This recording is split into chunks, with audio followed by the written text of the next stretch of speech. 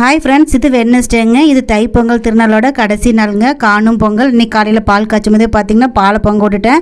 புது வீட்டில் தான் நம்ம பால் காய்ச்சினா பார்த்திங்கன்னா பொங்குனா நல்லதுன்னு சொல்லுவோம். ஆனால் நம்ம வீட்டில் அடிக்கடி இந்த மாதிரி நம்ம பால் பொங்க விடுறது நமக்கு வேலை தாங்க. அதுக்கப்புறம் ஸ்டவ்வெல்லாம் தொடச்சிட்டு நம்ம வேலையை ஆரம்பிக்கிறதுக்கு லேட் ஆயிரும். அப்படி தான் இன்றைக்கி என்னோடய வேலையை ஆரம்பித்தோங்க. இன்றைக்கி பார்த்திங்கன்னா காணும் பொங்கலுக்கு நாங்கள் சிக்கன் தான் எடுத்துருந்தோம். இந்த 1 கிலோ சிக்கனில் பார்த்திங்கன்னா குழம்பு வச்சுட்டு குழம்புல இருந்த கறி எடுத்துகிட்டு நம்ம தனியாக அதை வறுத்தெடுக்க போகிறோங்க. இந்த மாதிரி வறுத்தெடுக்கும் போது அது செம்மையான டேஸ்ட்டாக இருக்குங்க. நீங்களும் பார்த்திங்கன்னா இந்த மாதிரி ட்ரை பண்ணி பாருங்கள், சூப்பராக இருக்கும். அதாவது அதுக்காக பார்த்திங்கன்னா குழம்புக்கெல்லாம் சாந்தெல்லாம் அரைச்சிட்டு அரைக்கும் போதும் கொஞ்சம் தூள் போடுவேன், சிக்கன் பொடி போடுவேன், தாளிக்கும் போதும் கொஞ்சம் போடுவேங்க.